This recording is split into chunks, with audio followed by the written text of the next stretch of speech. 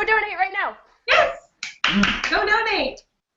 Yes, there should be a link right below where you can donate, and it's much appreciated.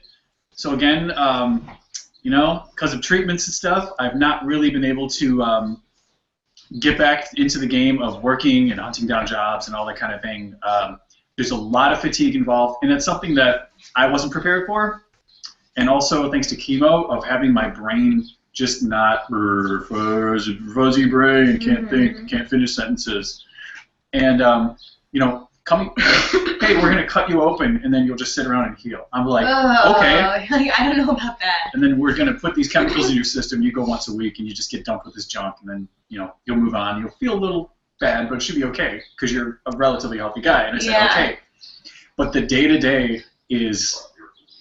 It's a struggle because I'm not used to that. Yeah, I know if I was told, like, just don't do anything for a few days, I'd be like, that's impossible. Right. Like, there are days where I'll have one day off for, like, a 2-week period, and I'll be like, nope, something needs to happen. Like, something needs to happen today. I can't just sit here. Like, I need to do something. Exactly. So I can imagine having that every day. Knowing you, you're probably always like, yes. I need to do something. Yeah, because I'm a creative. I have creative ideas. I'm an artist, and that takes a lot of everything I do takes a lot of work. Yeah. It's a lot of time either standing or drawing. Because I prefer to stand or draw. Yeah. But I have to do it. I can't just farm everything out. I can't just hit a filter and call it a day. It's not just like, no, I'll just sit on the couch and make a spreadsheet. And that's not my life. Yeah. So I may start something, and then it may be an hour later, I'm like I'm literally wiped out. And that's been the reality for a lot of these months. Yeah. So and I'm not out of the woods yet. Right now I'm just hanging on with just momentum. Yeah. And my awesome co-host, this fantastic staff, and you guys watching, that's what's keeping me going right now. Tomorrow, don't even bother talking to me. You'll crash mode. Yeah, I'll be a corpse. Yeah. But going forward, yeah, I'm not out of the woods just because the fundraiser's over and the treatment's over. It's going to be a while before I'm really ready to function, and that's where this is going, especially. So between leftover cancer bills and, you know, putting food in my face, yeah, there's no safety net here. There's no rich uncle coming in to save me. There's no, you know, I didn't gold dig. Yeah. I played my cards all wrong, people. I didn't go to business school. I didn't marry rich. Moral of the story is, find a rich partner. Don't laugh at those kids in typing class. No, that was my mistake.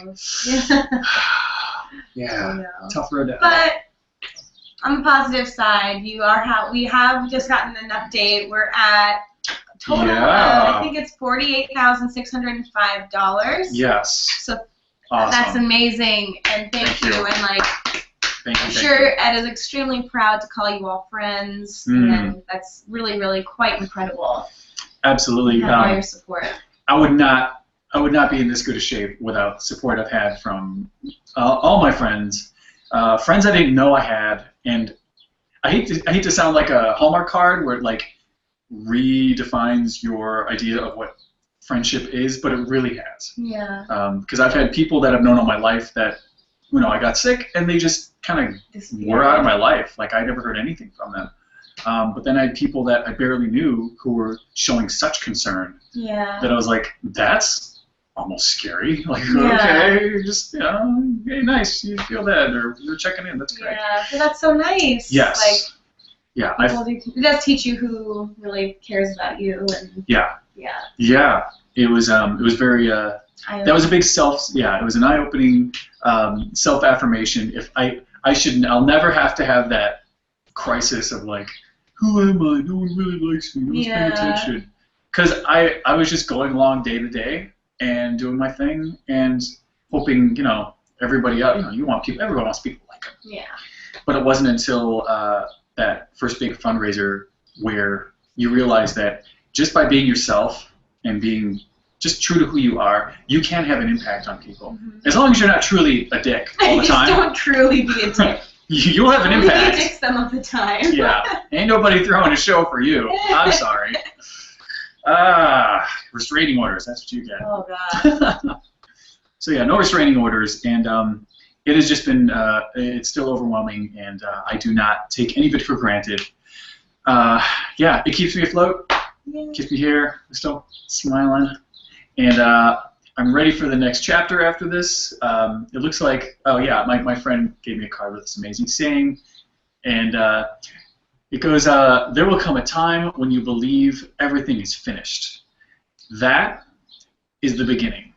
And that's exactly where I feel like it's the middle of my life, basically. It's just defeated a murderous disease. Yeah. You know? It's a great accomplishment in itself. Yeah, yeah. LinkedIn isn't going to care, but it's a little feather in my cap.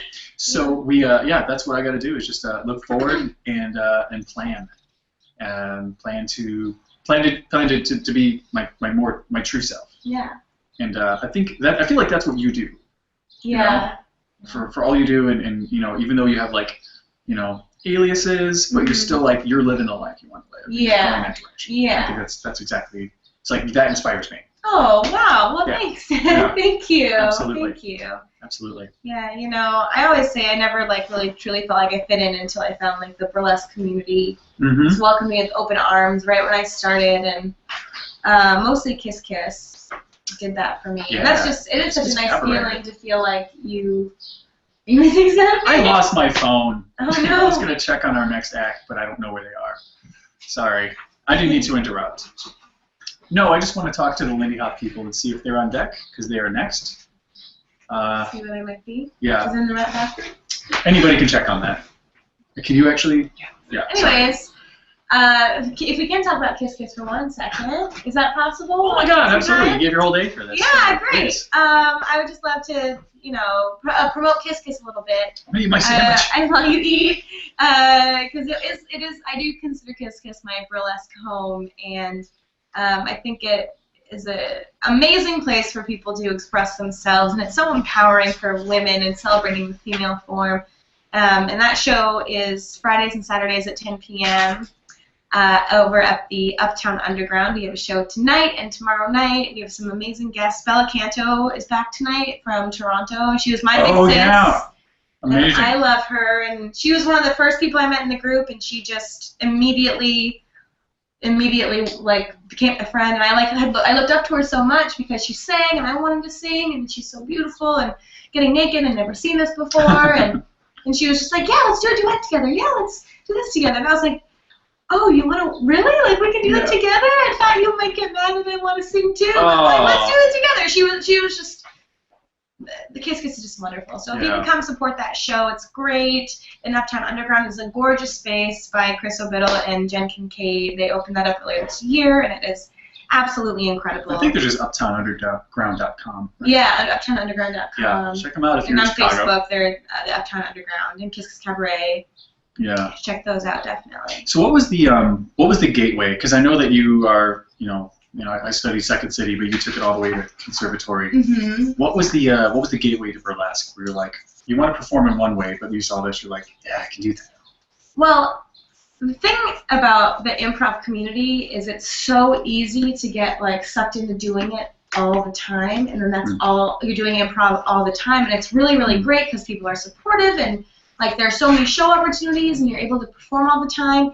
But I personally, I have an acting background and I really missed like straight acting. Mm-hmm. And so once I finished conservatory and I was about done with House Co., which is in case you don't know, it's like after conservatory you can audition for House Co. Oh, okay, and it that's helps you Second City. create building blocks if you want to continue on to like ETC or Tour Co. or Main Stage. It helps you learn how to create your own show. Okay. And write your own show and collaborate with other people via improvisation, and so it's really great.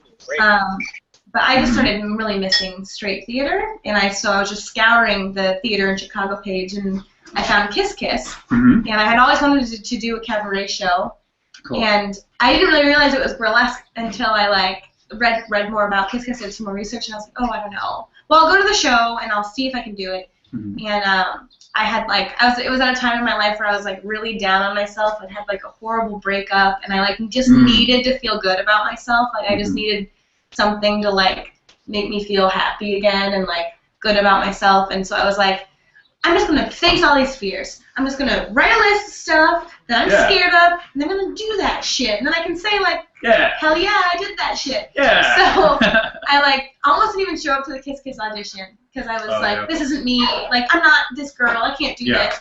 And and I was like, Erin, you said you're gonna do it. You're gonna do it. And I did a song to Girls Just Want to Have Fun, and I think about it now, and I was like, Erin, why did you do that? Because I walked in and I was like, okay, well, here's a prerequisite to this number. This girl just got grounded, so she's up in her room. I was like, why am I pretending I'm a child? It's tripping. Why am I doing this? Weird. And I'm sure Chris and Jen were like, oh, it's not, but she's cute. We'll give her a shot. Yeah. But it went really well, and they ended up knowing a bunch of like the same improv people that I knew, and so we got a nice talk about. So and so, so and so. You worked with Norm, you worked with Rachel, you worked with all these great people, and so then we had that bond, and then I happened to get in, and it was like no turning back. You just fall in love. You just fall in love because it's so empowering. And you really do. You really are like, fuck, like. Sure. I'm doing this. Like, this is great. And I feel like, and like things that you used to be self-conscious about, you're like, actually, that's kind of cute. Like, actually, I should showcase. Like, I'm usually self-conscious about my arms. And then people will like compliment you on like, oh, the way you took your glove off. And you're like, oh, really? Well, I'll try to do more of that. Yeah. Awesome. So it's great. It's so empowering. And I wouldn't be here today without Kiss Kiss. Like, I owe so much to them, I feel like. And they're just a wonderful family to have.